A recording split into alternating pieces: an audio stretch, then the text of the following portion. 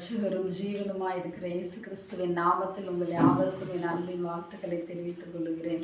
இன்றைக்கு தியானிக்கும்படியாக எடுத்துக்கொண்ட வேத வசனம் சங்கீதம் 16:8 வசனம்.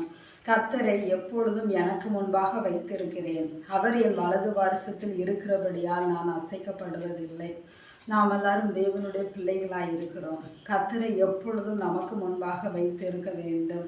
சங்கீதக்காரனாகிய தாவீது இந்த வார்த்தை எழுதுகிறார், இந்த அதிகாரத்தை எழுதுகிறார். கர்த்தரை எப்பொழுதும் அவருக்கு முன்பாக வைத்திருக்கிறார். ஏனெனில் கர்த்தரை அவர் அதிகமாய் நேசிக்கிறார், கர்த்தரோடு பழகுகிறார், கர்த்தரை எப்பொழுதுமே பாடி மகிமைப்படுத்தி கொண்டு இருக்கிறார். கர்த்தரை எப்பொழுதும் எனக்கு முன்பாக வைத்திருக்கிறேன். அப்படி என்றால் எப்பொழுதும் அந்த சங்கீதக்காரனாகிய தாவீது கர்த்தரை முன்பாக வைத்திருக்கிறேன் என்று சொல்லி இந்த வசனத்திலே பார்க்கிறோம்.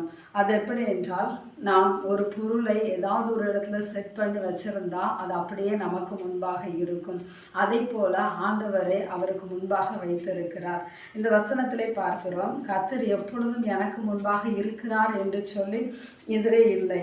கர்த்தரை எப்பொழுதும் தாவீது முன்னாடி வைத்திருக்கிறார். அதாவது எந்த காரியத்திலும் ஆண்டவரை விசாரித்து ஜெபித்து இந்த காரியத்தை செய்யலாமா என்று சொல்லி ஆண்டவரிடத்துல கேட்டு ஆண்டவர் ஆலோசனை கொடுக்கும்போது அந்த ஆலோசனையின்படி நடக்கிறவர் தான் இந்த தாவீது ராஜா. ஆகையால் என்ன சொல்லுகிறார் என்றால், அவர் என் வலது பாரிசத்தில் இருக்கிறபடியால் நான் அசைக்கப்படுவதில்லை. இன்றைக்கு நம்முடைய வாழ்க்கையிலும் அநேக பிரச்சனைகள் போராட்டங்கள் வரும்போது நாம் அசைக்கப்படுகிறோம், சில வேளையிலே தவிக்கிறோம். ஆனால் சங்கீதக்காரனாகிய தாவீதை போல நம்முடைய வாழ்க்கையிலே நாமும் ஆண்டவரை எப்பொழுதும் முன்னிறுத்தி நாம் செய்ய வேண்டும் ஒவ்வொரு காரியங்களையும். இன்றைக்கு நம்மை பார்ப்போமானால் அநேக நேரங்களிலே நாம் எப்பொழுதும் மொபைல் ஃபோனுக்கு முன்பாக இருக்கிறோம், மொபைல் ஃபோனை தான் நமக்கு முன்பாக வைத்திருக்கிறோம். ஆனால் இந்த காரியங்களை எல்லாவற்றையும் விட்டுவிட்டு நாம் கர்த்தரை எப்பொழுதும் முன்னாடி வைக்க வேண்டும். எந்த காரியத்தை செய்ய வேண்டுமானாலும் நாம் கர்த்தரிடத்தில் விசாரித்து கர்த்தர் நமக்கு தருகிற ஆலோசனையின்படி நாம் நடக்கும்போது கர்த்தர் நம்முடைய வலது பாரிசத்தில் இருப்பாராம். கர்த்தர் நம்முடைய வலது பாரிசத்தில் இருக்கும்போது நாம் ஒருபோதும் அசைக்கப்படுவதில்லை. ஏனென்றால் தேவன் நித்தியமான தேவன், சர்வ வல்லமையுள்ள தேவன். அவரை ஒன்றுமே அசைக்க முடியாது. அதே போல அவர் நம் மத்தியில் இருக்கும்போது, நம்முடைய வலது பாரிசத்தில் இருக்கும்போது ஒன்றும் நம்மை அசைப்பதில்லை. ஆகவே எப்பொழுதும் கர்த்தரை நமக்கு முன்பாக வைத்திருப்போம். நாம் அவருடைய வலது பாரிசத்தில், நம்முடைய வலது பாரிசத்தில் அவர் இருக்கிறபடியினால் நாம் அசைக்கப்படாமல் வாழ்வோம். இன்னும் ஒரு வசனத்தை வாசிப்போம். சங்கீதம் 109:31 வசனம். இதிலே தாவீதின் சங்கீதம் என்று சொல்லி போடப்பட்டு இருக்கிறது. இந்த சங்கீதத்தையும் சங்கீதக்காரனாகிய தாவீது எழுதுகிறார். 31 வசனத்தை பார்ப்போமானால், ஆக்கினைக்குள்ளாக தீர்க்கிறவர்களை நின்று எளியவனுடைய ஆத்துமாவை ரட்சிக்கும்படி அவர் அவன் வலது பாரிசத்தில் நிற்பார் என்று சொல்லி இந்த வசனத்திலே வாசிக்கிறோம். கர்த்தருக்கு பிரியமானவர்களே, ஆக்கினைக்குள்ளாக தீர்க்கிறவர்களை நின்று எளியவனுடைய ஆத்மாவை ரட்சிக்கும்படி என்று சொல்லி இந்த வசனத்திலே நாம் பார்க்கிறோம். இந்த எளியவன் என்று சொல்லும்போது எளியவர்களுக்கு எந்த இடத்திலையுமே அநேகமாக நீதி நியாயம் கிடைக்காது. அவர்களை அதிகாரிகள் ஆனாலும் சரி, யாரானாலும் சரி புறம்பே தள்ளுவார்கள். அவர்களை ஒரு குற்றவாளியாக, ஒரு ஆக்கினைக்குள்ளாக தீர்க்கிறவர்களாக ஜனங்கள் செயல்படுவார்கள். ஆகவே என்ன செய்கிறார் ஆண்டவர்? ஆக்கினைக்குள்ளாக தீர்க்கிறவர்களை நின்று எளியவனுடைய ஆத்மாவை ரட்சிக்கும்படி அவர் வலது பாரிசத்தில் நிற்கிறார்.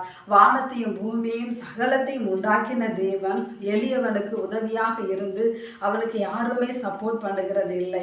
அவன் தனியாகவே காணப்படுகிறான். இந்த உலகத்திலே வாழுகிற மனிதர்கள் ஒருவரும் அவனுக்கு சப்போர்ட் பண்ணுவதில்லை. ஆகவே தேவனே அவனுக்கு உதவி செய்து அவனை ரட்சிக்கிறார் என்று சொல்லி பார்க்கிறோம். ஏனென்றால் துன்மார்க்கர்கள், அதாவது நாம் வாழுகின்ற நாட்களிலே நாம் உதவி செய்கிறவர்கள் கூட நமக்கு எதிராக நடக்கலாம். அப்படிப்பட்ட சூழ்நிலையில் தான் இந்த தாவீது இந்த அதிகாரத்தை எழுதுகிறார். அப்படி என்று சொன்னால், நன்மைக்கு பதிலாக எனக்கு தீமை செய்கிறார்கள் என்று சொல்லி சங்கீதக்காரன் இந்த வசனத்திலே எழுதுகிறார். அப்படியானால் சங்கீதக்காரன் நன்மை செய்து கொண்டிருந்த ஜனங்களே அவனுக்கு விரோதமாக எழும்பி அவனை பலவிதமான காயங்களுக்கு உட்படுத்தி அவனை வேதனைப்படுத்துகிறவர்களாய் காணப்பட்டார்கள். ஆனாலும் அவன் மனிதர்கள் மேல் நம்பிக்கை வைக்காமல் ஆண்டவரை நோக்கி முறையிட்டு ஆண்டவரிடத்தில் ஜெபிக்கும் போது ஆண்டவராகிய கர்த்தர் தாவீதுனுடைய வலது பாரிசத்திலே நின்று அவனை எல்லா காரியத்திலிருந்தும் ரட்சித்து அவனை விடுவித்தார். எனக்கு அன்பானவர்களே, கர்த்தருடைய வார்த்தையை நாம் வாசிக்கிறோம், கர்த்தரை எப்பொழுதும் எனக்கு முன்பாக வைத்திருக்கிறேன் என்று சொல்லி. அப்படியே நாமும் எப்பொழுதும் நமக்கு முன்பாக ஆண்டவரை வைத்திருப்போம். அப்பொழுது எந்த காரியத்தை நாம் செய்தாலும் ஆண்டவர் நம்முடைய வலது பாரிசத்தில் இருந்து நமக்காக காரியங்களை எல்லாவற்றையும் கைகூடி வர பண்ணுவார். நம்மளை அழிக்கும்படி விட்டு விடாமல் நம்மை ரட்சிக்கும்படி கர்த்தர் நமக்கு பக்கத்திலே வலது பாரிசத்திலே நிற்பார், நின்று நமக்கு ஜெயத்தை தருவார்.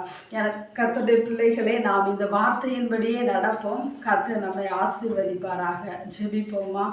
நல்ல தகப்பனே, உம்மை துதிக்கிறோம். அருமையான நல்ல வேலைக்காய் உமக்கு ஸ்தோத்திரம். இம்மட்டுமாய் கர்த்தாவே, உம்முடைய வேதத்தை தியானிக்கும்படி கர்த்தர் இந்த கிருபைக்காக ஸ்தோத்திரம் ஆண்டவரே. இன்றைக்கு எப்பொழுதும் ஆண்டவரே கர்த்தரை எங்களுக்கு முன்பாக வைத்து கர்த்தாவே எந்த சூழ்நிலையிலும் அசைக்கப்படாதபடி நாங்கள் வாழும்படி கர்த்தர் கிருபை செய்யும்படியா ஜெபிக்கிறோம். உலகத்தையோ உலகத்தில் உள்ள மனிதர்களையோ நாங்கள் முன்பாக வைக்கக்கூடாதப்பா. உம்மை முன்பாக வைத்து எல்லா காரியத்தையும் செய்து ஜெயத்தை பெற்று கர்த்தர் எங்களை ரட்சித்து கர்த்தாவே உம்முடைய வழியிலே தொடர்ந்து நடத்தும்படியா ஜெபிக்கிறேன். கர்த்தாவே, இதை கேட்டுக்கொண்டு இருக்கிற ஒவ்வொருவருடைய வாழ்க்கையிலும் கர்த்தர் கூட இருங்கப்பா.